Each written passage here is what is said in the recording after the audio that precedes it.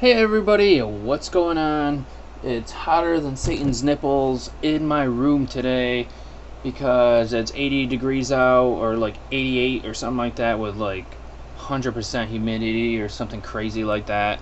But this is Buddy Blackford, and today I'm gonna go over something with you that most tutorials probably haven't gone over about Photoshop, and that's this little status bar down here that a lot of people don't even know exists, or they didn't even know that you could actually change the different types of things that are down there. So what I want to do today is just go over the status bar and what each of these things will tell you. Now, the first thing it starts off on always usually is document sizes. Now, that's pretty self-explanatory, but there's two different numbers here, and what do these two different numbers mean? The left number tells you the flattened size of the image file, so when all the layers get condensed into one, and the right number indicates the size of the current file, which is like all your layers like opened up together. So these three layers all together equals 7.33 megabytes, and then if I select them all and flatten it into just one image with no layers, it'll be 2.75 megabytes. So that's what the document sizes mean. If I go up here to Adobe Drive, nothing is going to show up. But if you have file management enabled, then something will show up there for you. Now I want to say that if I talk about something and it doesn't make any sense to you right now, just keep it in the back of your mind, and then when we get to the tutorial where we discuss that later, then you'll be like, oh, okay, now I remember that it was in the status bar. So just kind of keep this stuff in the back of your mind, and if you're taking notes, just put it like, make like a little note to like come back to it or something like that. So we've got the next one, which is the document profile. Now this displays the color profile for the document, and sRGB, blah blah blah, all this number, that usually means it's for web. So there's a bunch of different color profiles that are used for, some of them are used for printing, some of them are used for video, and some of them are used for high quality image, like high quality images from like a DSLR camera, etc. There's a whole bunch of them. So this shows your color profile. So these are like quick reference like little things. We got document dimensions, and instead of coming up to image and then like canvas size and checking out the document dimensions here, you can just check them out really quickly here, and then it also gives you the resolution. So this document is 4 inches by 2.667. Let's see, the next one is scratch sizes. So there's two numbers here.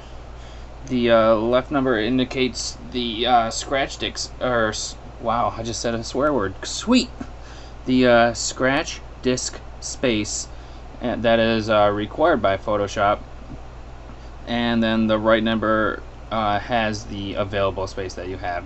So I only need 891 megabytes, and I've got 10 gigs of space allocated for Photoshop, so that's good. We've got efficiency next, and this shows the percentage of available RAM and scratch disk space, so I'm running at 100% efficiency. And let's go to the next one. Timing. Pretty much records the amount of time to perform the last command that you just did. So if I like try to like put like a filter on, let me try real quick. I know that this does. Man, who cares? I can always undo it. So I'll just throw a filter on, and that filter took 0 seconds to do. So go back and undo that, and step backwards again. Oh, nice. But that's what the timing does. It just shows you how much in between. That way you can tell if your Photoshop's lagging and all that stuff. And you can tell which filters and effects and stuff like that pretty much take long to like apply. Some of them take a little more power to, or processing power to use. So we'll go to current tool, and when you click on your different tools here, it's going to tell you the name of your tool down there at the bottom, which is pretty nice. Let's go to 32-bit exposure, and it lets you control like the overall image exposure. So we've got everything going on. We can see all our stuff going on here, and we got 3 channels and all that kind of stuff. Exposure works in 32-bit only.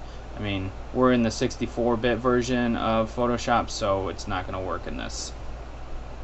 And then we've got save progress, which probably when I save it, it'll probably show up. So let me save this. And that was so quick that it didn't take like any time. But if I have a lot more stuff going on, a whole bunch of layers, it'll take a little bit longer to save, and then you'll see the save progress. And then that way you can tell if your Photoshop has crashed or anything, or froze or anything like that. So that's the status bar for you, and you may not see that in other tutorials, but I'm going to go in a decent amount of depth through my Photoshop tutorials with you guys, so you guys can like get trained properly in it. So thanks for watching this one, and we'll see you in the next tutorial. And hopefully it's not so effing hot in this area. So thanks a lot. See you guys later.